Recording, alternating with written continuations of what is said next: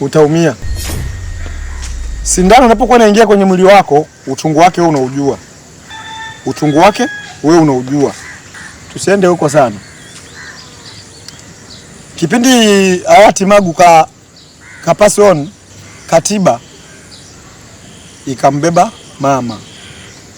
Kwa mujibu wa katiba ulivyoandikwa, rais akipasi on, makamu wake achukue. Sisi mama tukue kumpigia kura za ndio au za hapana. Katiba ndio ilimbeba ikamweka pale. Mimi kwa macho yangu na akili zangu nilikaa kimya nione huyu mama anafanya nini. Hii miradi aliyoanzisha mzee, maana mzee kuna kauli yake moja aliwahi kuongea kwenye hotuba yake akasema, "Hivi mimi nikiondoka, hao wataka kuja nyumba wataweza kweli kuvaa viatu vyangu?" Kitu alichokianzisha mzee ni kikubwa. Hata ukiwa wewe ukikaa pale, sisi tutakuona unakosea tu. Sababu mzee alivaa viatu vya ajabu. Yeye mwenyewe aliongea kabisa, "Wataka kuja nyuma yangu wataweza kuvivaa kweli viatu vyangu?" Mwenye viatu mwenyewe anasema, "Wewe unayekuja utaweza kuvivaa na kizazi chako?" Wewe ndo tuweke pale mjomba. Tuachane na hayo. Sasa mimi nikaa kimya nimuone mama atafanya nini?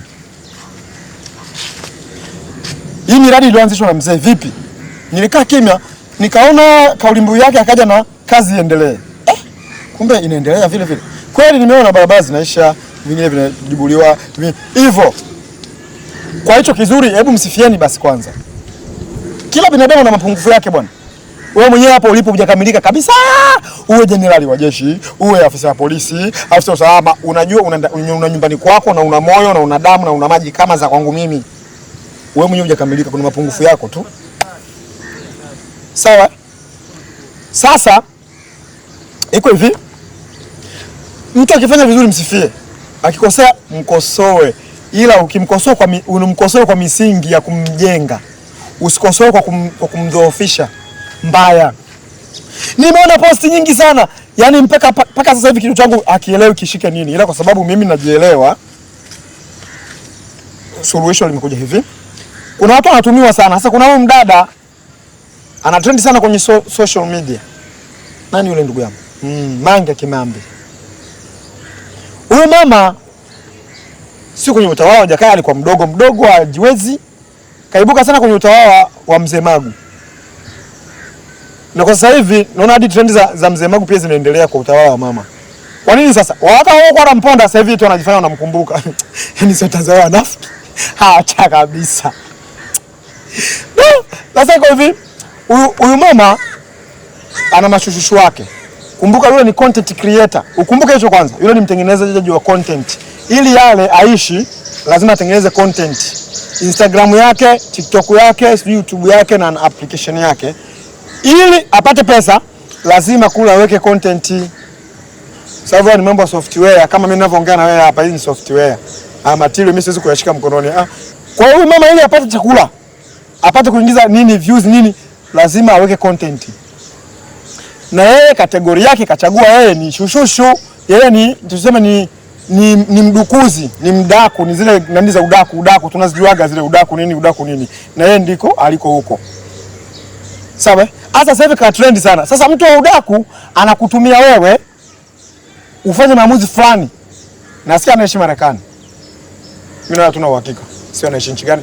Ni yeye anajua mwenyewe. Yuko Marekani huko, ili ufike Marekani utaomba visa nini ili ufike kule. Sasa anakutumia wewe vitu labda na kulisha maneno, wewe hapa una panic sasa. Unataka ufanye maamuzi kwenye nchi yako. Yeye mtu yuko Marekani. Wewe unataka kufanya maamuzi fulani. Ndugu yangu, mimi ni ndugu yako ninayekupenda. Nina ngozi nyeusi kama ya kwako hii. Hii hapa. Acha. Utaumia. Ngoja nikupe kitu kimoja ambacho hukijui.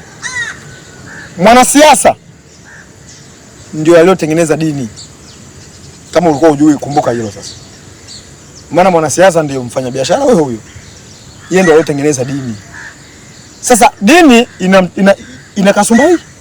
Dini maana wanatulisha wanatulisha maneno. Dini imekupa 100% za uitetee dini, sio jiokoe wewe ujitetee wewe. Dini hicho kipengele hakuna kabisa. Wewe ndio uitetee dini. Si ya Mwenyezi Mungu. Na wewe na Mungu nani mkubwa? Ni Mungu. Kati ya wewe na Mungu nani anafaa mtetee mwenzie?